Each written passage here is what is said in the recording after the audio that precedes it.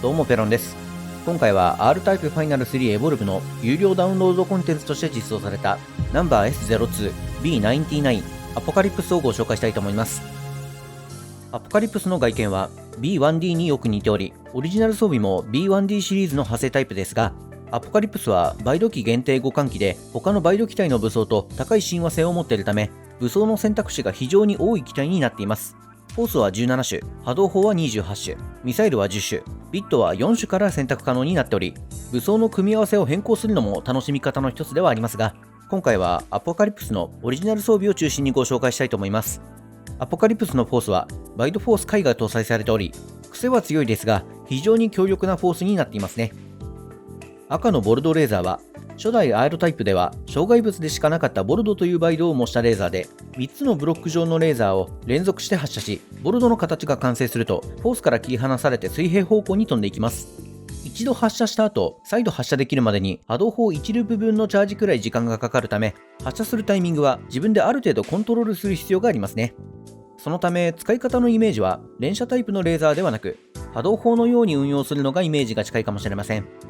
レーザーはボルドの形が完成するまでは機体を上下させても一緒に移動するため、発射中に移動することで敵を投げ払うように攻撃することも可能になっていて、レーザーの発射を中断したい場合はフォースを切り離すと途中の段階でもレーザーを切り離すことができますね。またこのレーザーは敵のレーザーやエネルギー弾に対しても当たり判定があり、弱いエネルギー弾は防ぐことができるため、バリア波動砲のように障壁として使うことができますが、フォースで防げない種類の攻撃は防ぐことができず、逆にボルドレーザーが消滅してしまうため、強力な遠距離攻撃能力を持つボスや弾幕タイプのバイドには何もさせてもらえない場合もあります。しかし大きな欠点を抱えていたとしても、ブロック状のレーザーを全て命中させることができれば波の波動砲よりも高い破壊力を持っており、相性のいいボスやステージでは圧倒的質量で全てを圧殺する最強クラスのレーザーなのは間違いないため、ボルドレーザーとステージの相性を見極め、相性が良くない場合は他の武装に切り替える判断も重要な装備だと思います。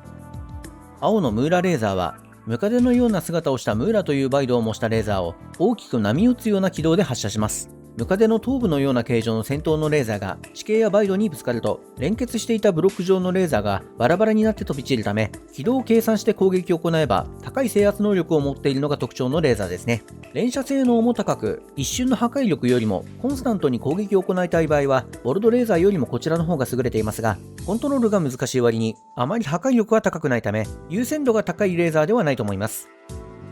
黄色のドップレーザーはドップという暴走した自走コンテナを模したレーザーで、上下に発射された後は地形や画面の端にぶつかるたびに直角に曲がりながら移動するのが特徴のレーザーです。障害物のない広い場所よりもある程度狭い場所での戦闘を得意としており、特に四角い小部屋のような場所では高い殲滅能力を発揮できますが、障害物が全くない場所では画面中央への攻撃が行えなくなるため、ボルドレーザーほどではないにしてもステージの地形に気を使う必要はありますね。また発射してから持続時間が長いため、レーザーを撃つ合間に波動砲をチャージして発射する余裕もあり、波動砲をあまりチャージせずにレーザーの合間に波動砲を撃つようにすれば、ほとんど攻撃の切れ間は発生しないため、破壊力のボルドレーザーと範囲殲滅力のドップレーザーをうまく使い分けるといいと思います。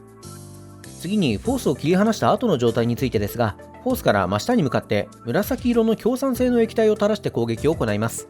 破壊力が非常に高く、地形が邪魔でレーザーでは狙いづらい場所も狙うことができるため、レーザーとの使い分けがとても大事ですね。ここまでは変質する前のバイドフォースと同じ仕様ですが、バイドフォース回はフォースを切り離すと、フォースを切り離した衝撃で強酸性の液体が飛び散り、追加攻撃が発生するため、至近距離でフォースの切り離しを連打することで結構な追加ダメージを与えることができるようになっています。ビットはラウンドビット、シャドウビット、眼球ビット、ミラーシールドビットの4種類から選択可能になっており、攻撃を重視するならシャドウビット、守りを重視するならミラーシールドビットといった感じで使い分けもできるようになっていますね。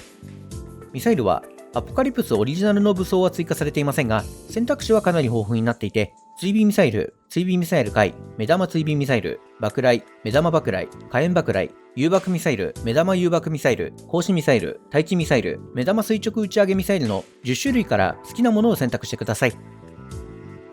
アポカリプスの波動砲はデビル波動砲が変質したイービルウェーブ砲が搭載されており、1段階目のチャージはデビル波動砲と同じですが、2段階目のチャージから疑似バイト体が発生し、機体を守るように機体の周囲を反時計回りで回り始めます。最大チャージの4段階目になると、4体の疑似バイト隊が機体を取り囲み、機体のスピードレベルによって機体との距離が変化する仕様になっており、スピードレベル1の状態が密集体系で、スピードレベルが上がるごとに機体との距離が離れていくため、スピードレベルを変更することで使い方を変化させられるのが面白いポイントですね。掘削機のように壁を掘るのに使ったり、耐久力の低いバイドやミサイルから機体を守りながら接触ダメージでバイドを倒すこともできるため、使い方次第では他の波動砲にはできないことができる強みはありますが、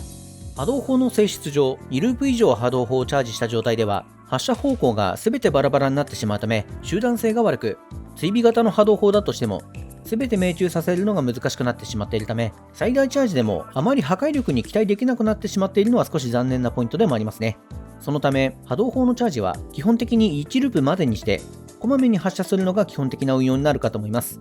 あとは、アポカリプスの固有能力として、2ループ以上のチャージをしてから波動砲を発射すると、高濃度のエネルギーによって機体の残像が発生しますが、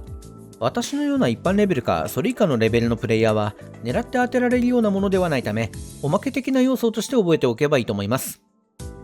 バイド機体限定互換機でもあるアポカリプスのオリジナル装備は個性的で破壊力もある非常に面白い機体ではありますが、同じく有料ダウンロードコンテンツとして配信されているマリコのパープルポットに比べてオリジナル装備がややインパクトに欠ける印象が強く、性能面だけで言えば800円払う価値はないかなというのが正直な感想ですかね。ただし私としては究極互換機とバイド機体のグロ系フォースの見た目があまりマッチしていないように感じていたため、機体の外見にもこだわりたい方は互換機のスキンを購入してみる気分で購入されてみてはいかがでしょうか。では最後までご視聴ありがとうございました。またね。